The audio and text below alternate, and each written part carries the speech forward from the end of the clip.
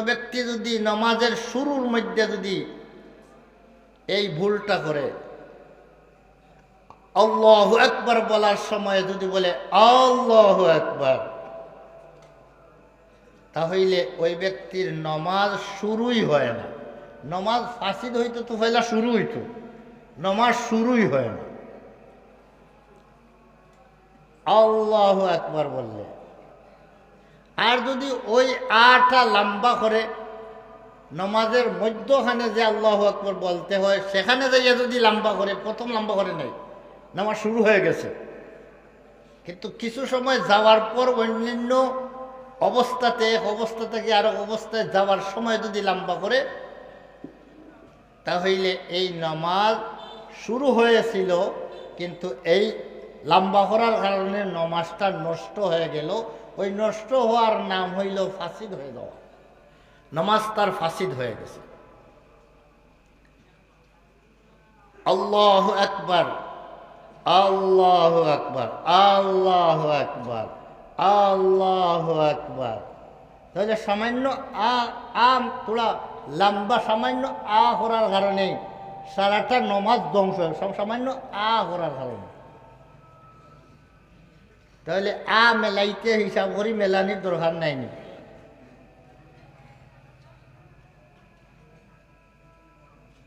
হ্যাঁ হ্যাঁ, বড় মুশকিল মুসলিম।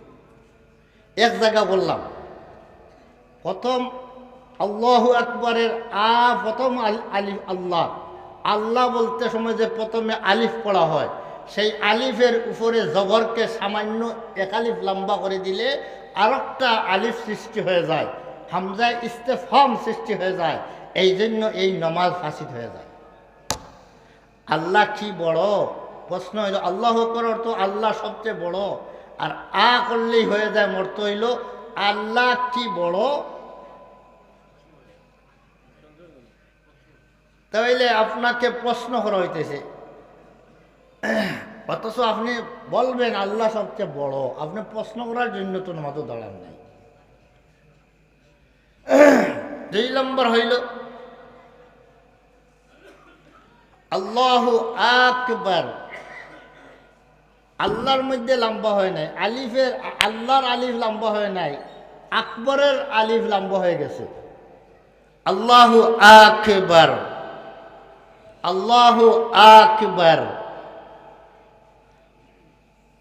একটু সামান্য ধাক্কা দিলে এক আলিফ হয়ে যায়। আল্লাহু আকবার। তনাই ফোড়া কিছু ইমাম আছে, তনাই ফোড়া, এরা নামাজ পড়াইতে সময় ওই আলিফগুলাকে লম্বা করে দেয়। আল্লাহু আকবার, আল্লাহু আকবার। তখন ও আলিফটা যদি লম্বা হয়ে যায় নামাজ শুরুর আল্লাহু আকবরের মধ্যে, যে নামাজ শুরু হবে না। আর মধ্যখানে যাইয়া যদি লম্বা হয়, যে নামাজ শুরু হওয়ার পরে নামাজ ক্যান্সেল হয়ে গেছে, ফাসিদ হয়ে গেছে, নষ্ট হয়ে গেছে।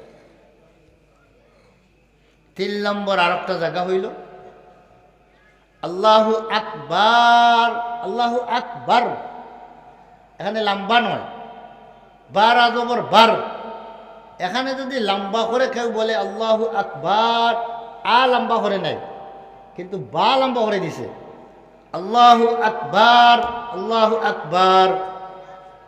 তাহলে বারকে লম্বা করার কারণে নামাজ প্রথমে যদি শুরুর তকবিরে বলে লম্বা করে, নামাজ শুরুই হবে না। আর যদি মধ্যখানের তকবিরে যাইয়া যদি আল্লাহু আকবার লম্বা করে, তাহলে নামাজ ফাসিদ হয়ে যায়। বলেন তো এইগুলা সতর্কতার সহিত উচ্চারণ করার দরকার আছে না নাই? আল্লাহু আকবার বলা সুন্নত। প্রথম আল্লাহু আকবরের পরের তকবীরগুলা এগুলা বলা সুন্নত। না বললে নামাজ ফাসিদ হয় না, নষ্ট হয় না, মাকরুহ হয়। কিন্তু ওই সুন্নতটা আদায় করতে ভুল করার কারণে নামাজ ফাসিদ হয়ে যায়।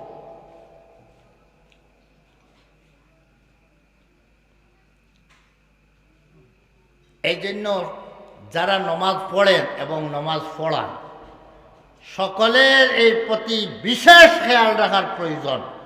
এটা লম্বা কোন জায়গায় হয় বেশি জানেননি, জায়গাগুলা ঠিক করি বলেই দেয়। প্রথম আল্লাহু আকবার এটা অনেক সময় লম্বা হয় না, কিন্তু যখন রুকু থেকে দাঁড়িয়ে যখন সজ্জায় যাইতেছেন এখানে জায়গা একটু লম্বা, সজ্জা পর্যন্ত তকবীর যাইতো, তো সেই সজ্জা পর্যন্ত তকবীর লইয়া যাওয়ার উদ্দেশ্যে উনি তকবীর লম্বা করতেছেন, সেখানের মধ্যে আল্লাহু আকবার বলেন। অনেক ইমামদের আমি শুনতে পাই আল্লাহু আকবার সেই জায়গার মধ্যে। আরেক জায়গা হইল 2 নম্বর সজ্জার পরে যখন 2 নম্বর রাগাতের জন্য দাঁড়াইবেন, তখন এই জায়গাটাও একটু লম্বা, তকবীর সেই জায়গা পর্যন্ত শুরু হবে। আমল সজ্জা থেকে উঠার সময় তকবীর আরম্ভ করবেন আর শেষ করবেন দাঁড়াইয়া, তখন এই জায়গাটাও একটু লম্বা। এই জন্য আল্লাহু আকবার বলা হয়, ওই জায়গার মধ্যে আল্লাহু আকবার বলা হয়, আল্লাহু আকবার বলা হয়, আকবার বলা হয়। এই নামাজের মধ্যে অনেক সময় নামাজ পড়িয়া নামাজ দোহরাইতে হয়।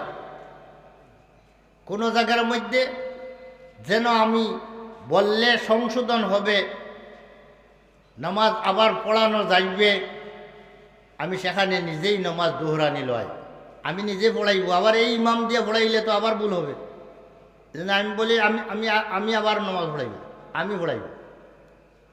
পরে ভুল কোন জায়গায় হয়েছে এটা বলে দিলাম, এই ধরনের করলে ভুল আছে, ভুল হবে। কত ইমামের ইমামতি যে গেল এই ধরনের ভুল ধরা থাকবে। হায় হায়, বড় আশা করিয়া জমাতে শরীক হওয়া যায়, পরে নামাজ একা পড়তে হয়। এই অসতর্কতা করার কারণে অনেক ইমামদের মনে হয় এই দেশের সকল ইমামকে একত্রিত করিয়া শুধু নমাজের ট্রেনিং দেওয়ার দরকার। কিতাব পড়িয়া পাশ করিয়া গেছেন অনেক ইমাম, কিন্তু নমাজের ট্রেনিং না থাকার কারণে নমাজগুলা যার যারির মনের মতো পড়তেছে, অনেকটা শুদ্ধ হইতেছে, অনেকটা শুদ্ধ হইতেছে না, ভুল দৌড়া কেউ নাই।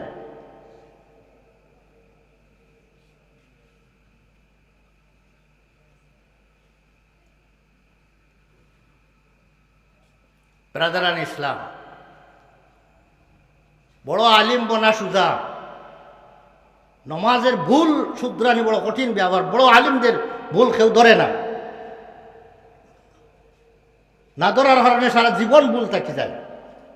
মসজিদের নমাজ যে পড়ছেন, হৌ নমাজ লইয়া সারা জীবন চলতেছেন।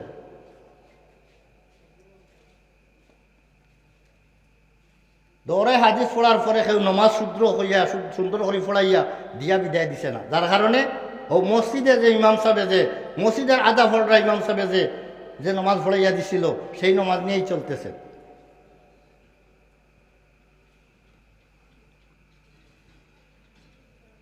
দুঃখিত হবেন না, মাগরিবের নমাজে আসছি নমাজ পড়ার জন্য, জমাতে গাড়ি থেকে নামিয়েই দেখলাম ইমাম সাহেব সজ্জাত গেছেন, খাড়া থেকে সজ্জাত গেছেন। সজ্জাত যখন গেছেন, আমার খানের মধ্যে আল্লাহু আকবরের আওয়াজটা পৌঁছেছে। আমি সাথে সাথে নমাজে না দাঁড়াইয়া আমি পিছনে দাঁড়াই গেলাম, ওই দেখি উঠার সময় তাকবীরটা শুনি। একবার শোনা হয়তো ভুল হইতে পারে, আবার শুনলাম ভুল। আমার সাথে মৌলানা ছিলেন, চলো ঘরে গিয়া নামাজ পড়বো, আর এর পিছনে নামাজ পড়া যাবে না। ঘরে গিয়া দুইজনে জমাত করছি। মাগরিবের নমাজ যত এখানে পড়ছেন সবাই মাগরিবের নমাজ যেন দোহরাইবেন, আপনাদেরকে বলে গেলাম নমাজ ফাসিদ হয়ে গেছে শুধু তাকবীরের ভুলের কারণে।